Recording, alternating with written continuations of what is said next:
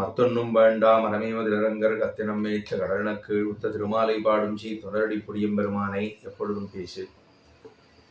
குரங்குகள் மலையை நோக்க குளித்துத்தாம் புரண்டிட்டோடி தரங்க நீர் அடைக்கலுற்ற சலமிலா அணிலம் போலேன் மரங்கள் போல் வலிய நெஞ்சம் வஞ்சனேன் நெஞ்சுதன்னால் அரங்கனார் ஆட்சியாதே அழியத்தேன் அயர்க்கின்றேனே.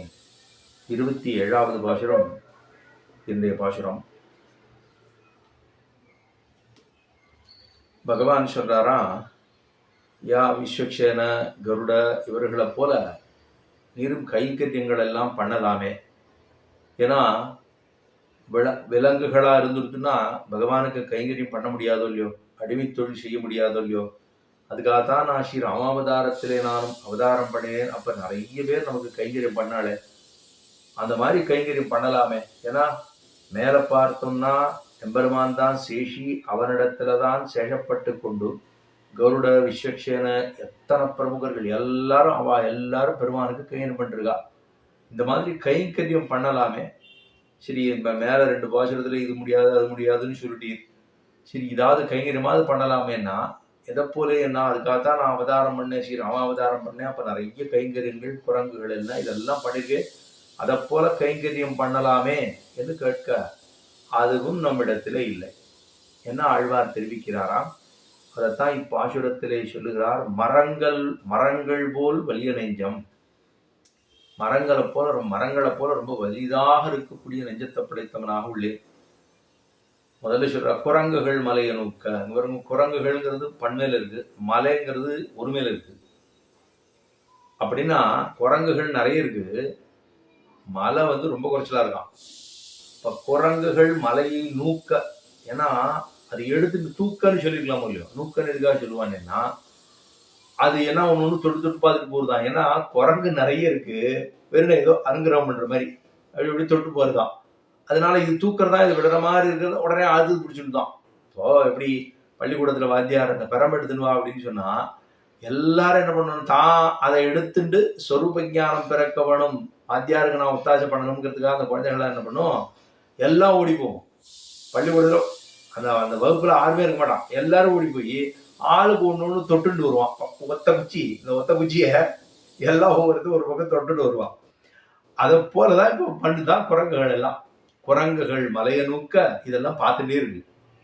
அணில் பாக்குறது இதெல்லாம் சரியா கல் வைக்கலனா சரியா வைக்க மாட்டேங்கிறது பாரு. ராமபிரான் மத்தியான வேளை பாலுக்கு போஜனம் பண்றதுக்கு பெருமாள் அக்கறைக்கு வடக்கு கரைக்கு போயிடணும் அப்படின்னு இந்த அணில்லாம் பார்த்துட்டே இருக்கான். இதெல்லாம் சரியா பண்ணல. ஏன்னா கொத்தனார் பூச்சி வேலை பூச்சிருவா எல்லாம் இருக்காடா இல்லையா, கொத்தனார் என்ன பார்த்துட்டே இருப்பாரு, எங்க சரியா பூசணும், எங்க போகணும், எத்த மண்ணை கிடக்கணும், எவ்வளவு கிடக்கணும், இது பார்த்துட்டே இருக்கு.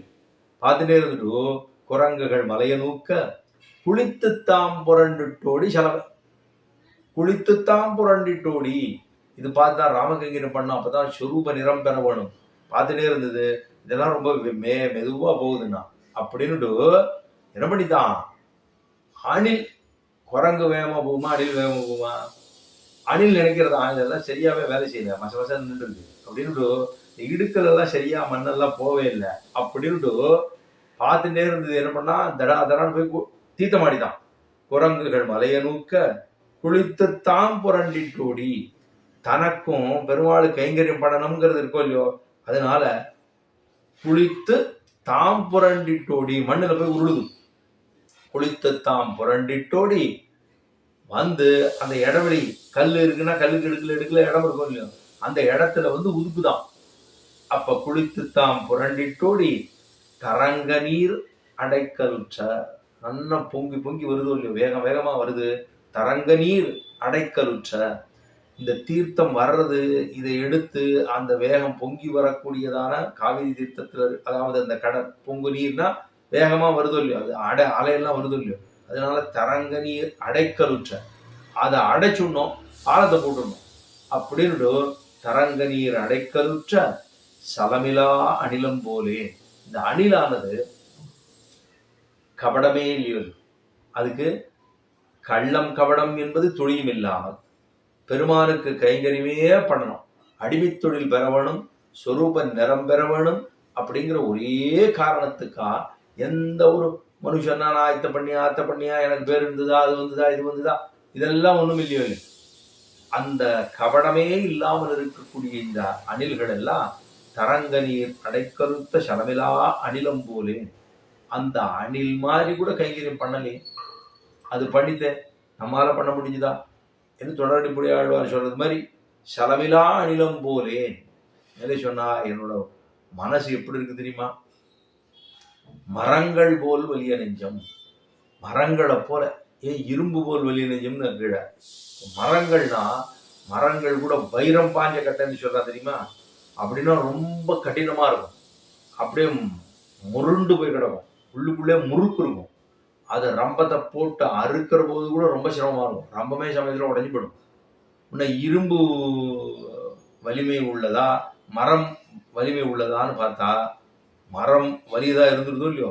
அதனால மரங்கள் போல் வலிய நெஞ்சம். என்னோட மனசு ரொம்ப ஹிருதயமா ரொம்ப கடினமா இருக்கு. அது எப்படி இருக்கணுமோ அப்படி இல்லை. மரங்கள் போல் வலிய நெஞ்சம் வஞ்சனேன். ரொம்ப வஞ்சத்தன்மை. நல்லது என்னைக்கா நினைச்சிருக்கேனா? பெருமாளுக்கு பண்ணணும்னு நினைச்சிருக்கேனா? பெருமாள்கிட்ட நான் பொய்யா சொல்லிட்டு இருக்கேன். பெருமாளுக்கு தெரியாது, ஏன்னா அவர் நேரம் வரப்போறது இல்லையோ. அதனால நம்மளே ஏதாவது சொல்லும்போது சொல்லுவோம். பெருமாளுக்கு கண்ட்ரோலில் பண்ணியாச்சுன்னா அதுக்கப்புறம் லவணத்தை சேர்க்கக்கூடாது. அதுல நம்ம ஏதாவது பண்ணுவோம், பண்ற போது எதுவும் சேர்க்கலையே அப்படின்னு கேட்டா இல்லை சேர்க்கலையே அப்படின்னு. பெருமாள் கண்ட்ரோலில் பண்ணியாச்சானா ஆயிடுத்துக்கணும், ஏன்னா நம்ம போட்டுட்டோம் வாய்க்குள்ள, அப்படின்னு ஆகக்கூடாது இல்லையோ. நம்ம அப்படி பண்ண என்ன ஆகுதுன்னா, பகவான் நம்மை அவர் எங்க வந்து சொல்ல போறாரா சாட்சி. அதனால வஞ்சம், அந்த வஞ்சனேன் நெஞ்சு தன்னால், இந்த வஞ்சமாக இருக்கக்கூடிய கடினமான மனதை கொண்டு என்ன பண்ணிவிட்டேன், கைங்கரியம் பண்றதுக்கு பிராப்தம் உடையவன் நான். கைங்கரியம் பண்றதுக்கு பிராப்தம் தானே எனக்கு இருக்கு. அதுக்கு எல்லாத்துக்கும் எனக்கு உரிமை உண்டு, நான் அதை செய்ய வேண்டும். ஆனா அதை பண்ணேனா? பண்ணலையே. அரங்கனாருக்கு ஆட்செய்யவில்லை, எம்பெருமானுக்கு நான் கைங்கரியத்தை பண்ணவில்லை. அதைத்தான் சொல்றார், குரங்குகள் மலையை நோக்க குளித்து தாம் புரண்டிட்டோடி தரங்க நீர் அடைக்கலுத்த சலமிலா அணிலம் போலே மரங்கள் போல் வலிய நெஞ்சம் வஞ்சனேன் நெஞ்சு தன்னால். அரங்கனாருக்கு ஆட்செய்யாதே. அரங்கன் நமக்காகத்தான் நம்முடைய கைங்கரிய பெறவணும் என்றுதான் சேஷியாகத்தானும் சனித்துக் கொண்டுள்ளான். சேஷிதானே, அவன் தானே கைங்கரியத்தை பெற வேண்டியவன். எனக்கு கைங்கரியம் பண்றதுக்கு எல்லா அருகதையும் இருக்கு. ஆனா வலிய நெஞ்சத்தாலே, ஒரு கடினமான மனதாலே நெஞ்ச வைத்துக் கொண்டு நான் என்ன பண்ண மாட்டேங்கிறேன், பெருமாளுக்கு போய் கைங்கரியம் பண்ண மாட்டேங்கிறேன். மரங்கள் போல் வலிய நெஞ்சம் வஞ்சனேன் நெஞ்சு தன்னால் அரங்கனார்க்கு ஆட்செய்யாதே. பெருமாளுக்கு நான் கைங்கரியம் பண்ணாமல் என்ன பண்ண, அழியத்தேன் அயற்கின்றேன்.